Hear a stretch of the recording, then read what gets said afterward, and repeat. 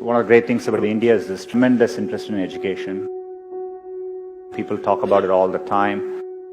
Most parents aspire for this for their children. And so I think it's a great foundation we have as a country. In my experience growing up here, I think there's a lot of emphasis on spending time on the books and learning things academically. I think there's a lot of pressure to follow set lanes throughout your career. You're in high school, you're thinking about college. A lot of times when I was younger, people would say, this person didn't get into this college or something, and that's the end of the road. I mean, life is so different from that. I get surprised people start preparing for IIT in their 8th grades. That's a bit shocking to me. I get very surprised people come to IITs and immediately they are thinking about IIMs and so on.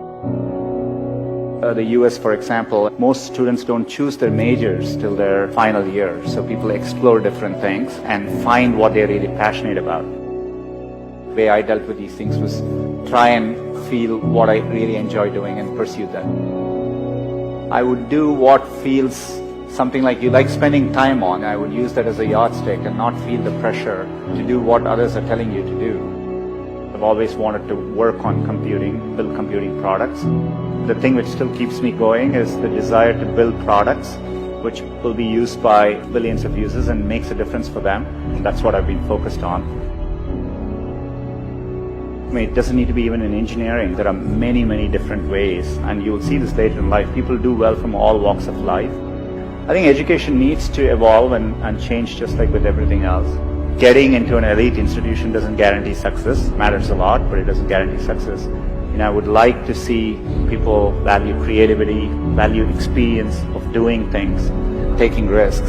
It is important to be well-rounded. I would encourage people to try different things, take some risks, follow their passions a little bit more, enjoy what you're doing. And what matters most is loving what you're doing and trying to do well at it. So I think if you follow your heart and do what you like, you will always do much better.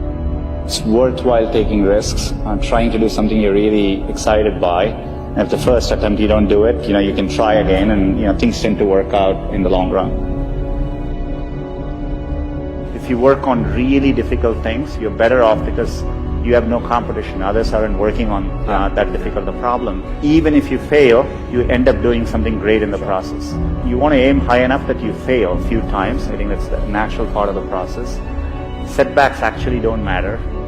In Silicon Valley, part of the reason so many people start up a company is, starting up a company and even having failed, you can wear it like a badge of honor. And I think that's important. Culturally, risk is rewarded. So I think it's important to keep your hopes, keep your dreams, and try to follow them. Most of how life plays out is up to you, not up to what happens outside of you. And I think it's important to keep that in mind and take the long-term view. Some point in your life, you have to work with people where you feel a bit insecure, because that means you're working with people who are better than you and who are pushing you. If you actually feel very secure in what you do, it means you're doing something comfortable and you're not pushing yourself. There are many, many times I felt working with people in a group, am I doing enough? These people seem much better than me, and I think it's an inherent part of learning. And as a leader, I think it's really important to build organizations where people actually want to work together and trusting them to doing the right thing. And as a leader, it's less about trying to be successful and more about to make those people successful.